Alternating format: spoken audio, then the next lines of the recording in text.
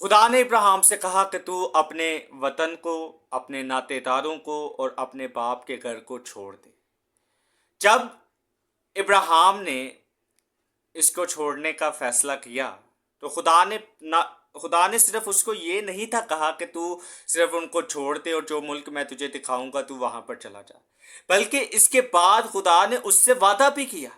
खुदा ने कहा कि तू उनमें से निकल और जो मुल्क मैं तुझे दिखाऊंगा तू वहां पर जा। और फिर खुदा ने आगे उससे कहा, अगर आप 12वें बाब की दूसरी आयत को पढ़ें, पैदाइश 12वें बाब की दूसरी आयत को अगर आप पढ़ें तो वहां पर लिखा हुआ है, और मैं तुझे एक बड़ी कौम बनाऊंगा और बरकत दूंगा और तेरा नाम सरफराज करूंगा, सो तू 22 से बरकत हो।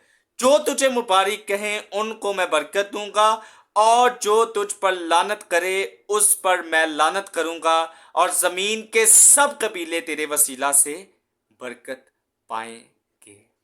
मेरे असीसों, खुदा ने इब्राहिम से कहा कि तू अपने वतन को छोड़ दे, अपने नातेदारों को छोड़ दे, अपने बाप के घर को छोड़ दे। और अगर इब्राहिम अपने इन सारे इन सारी जगहों को ना छोड़ता, अगर वो अपने बाप के घर से ना निकलता, अगर वो अपने नातेदारों को ना छोड़ता, अगर वो अपने वतन को ना छोड़ता, तो फिर उसको ये बरकत जो खुदावंद ने उसको कही थी उसको नहीं थी मिलनी। लेकिन इब्राहिम ने खुदावंद के लिए अपने वतन को, अपने नातेदारों को और अपने घर को उसने छोड़ दिया। जब उसने छोड़ दिया तो फिर खुदा उससे खुश हुआ। लिखा है, अगर आप चौथी आयत को पढ़ें तो वहां पर लिखा है, सो अब्राहम खुदावंद के कहने के मुताबिक चल पड़ा। इब्राहिम ने कोई सवाल नहीं किया, उसने खुदावंद से कोई गिला नहीं किया, कोई शिकवा नहीं किया कि मैं क्या करूंगा, मैं कहां पर जाऊंगा, मैं क्या खाऊंगा, मैं क्या पीऊंगा। उसने कोई सवाल नहीं किया, बल्कि खुदावंद ने उससे कहा और लिखा है वो खुदावंद के कहने के मुताबिक चल पड़ा।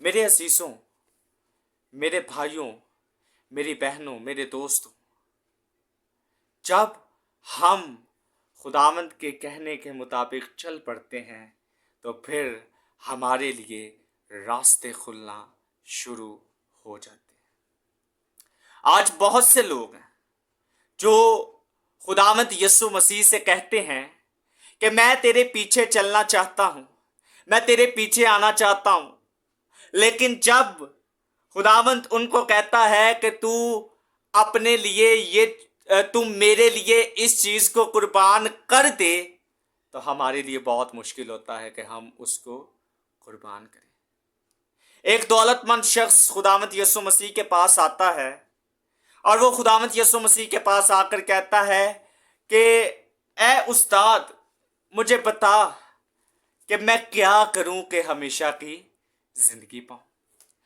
खुदावंद यीशु मसीह ने उससे कहा कि तू हुक्मों पर अमल कर। उसने कहा कि मैं बचपन से ही मैं उन पर अमल कर रहा हूं। खुदावंद यीशु मसीह ने उससे कहा कि अपना माल जो है वो बेच और बेचकर गरीबों को दे दे। अब खुदावंद यीशु मसीह ने उससे कहा कि तू अपनी दौलत को मेरे लिए कुर्बान कर दे। और पता है आपको क्या हुआ? वो शख्स, अगर आप मत्ती की अंजील उसके 19वें बाब को अगर आप पढ़ें, 19वें बाब की 21वीं आयत के अंदर ये लिखा है, यीशु ने उससे कहा, अगर तू कामिल होना चाहता है तो जा अपना माल व इसबाग बेच कर गरीबों को दे, तुझे आसमान पर खजाना मिलेगा, और आकर मेरे पीछे हो ले। और आगे उस शख्स के बारे में पता क्या लिखा है?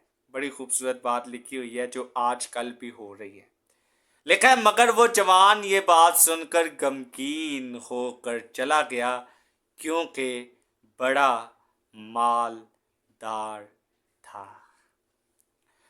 गमगीन हो गया।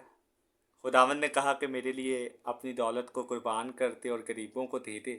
तो उस शख्स ने क्या किया? गमगीन हो गया, दुखी हो गया।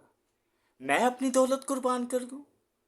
मैं جو محنت کر کے میں نے پیسہ کمایا ہے، جو کچھ میں نے کمایا ہے، میں اس کو بیچ دوں اور غریبوں کو دے دوں؟ یہ تو ہو نہیں سکتا۔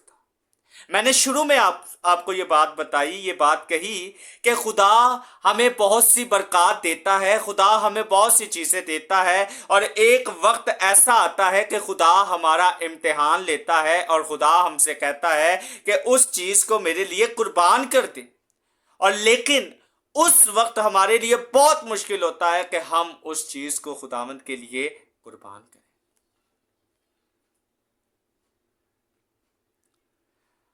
اگر ہم خداوند کے لیے کوئی چیز قربان نہیں کرتے تو پھر ہم اس کے لائق نہیں ہیں۔ یسوع مسیح نے شاگردوں سے کہا کہ اونٹ کا سوئی کے ناکے میں سے گزر جانا آسان ہے، لیکن دولت مند کا آسمان کی بادشاہی میں داخل ہونا مشکل ہے۔ تو شاگرد جو ہے وہ کہتے ہیں کہ پھر کون نجات پا سکتا ہے؟ تو یسوع نے ان سے کہا کہ یہ آدمیوں سے تو نہیں ہو سکتا، لیکن خدا سے سب کچھ ہو سکتا ہے۔ اور مقدس پطرس نے یسوع مسیح سے کہا، اس نے کہا کہ دیکھ، ہم اپنا سب کچھ، کیا؟ ہم اپنا سب کچھ چھوڑ کر تیرے پیچھے ہو لیے ہیں، پس ہم کو کیا ملے گا؟ یسوع نے ان سے کہا، اگر آپ متی کی انجیل اس کے 19ویں باب کو پڑھیں تو یہاں پر 19ویں باب کے 28ویں آیت کے اندر یہ لکھا ہے، یسوع نے ان سے کہا، میں تم سے سچ کہتا ہوں کہ جب ابن آدم نئی پیدائش میں اپنے جلال کے تخت پر بیٹھے گا تو تم بھی جو میرے پیچھے ہو لیے ہو 12 تختوں پر بیٹھ کر اسرائیل کے 12 قبیلوں کا انصاف کرو گے، اور جس کسی نے گھروں یا بھائیوں یا بہنوں یا باپ یا ماں یا بچوں یا کھیتوں کو میرے نام کی خاطر چھوڑ دیا، اس کو 100 گنا ملے گا اور ہمیشہ کی زندگی کا وارث ہوگا۔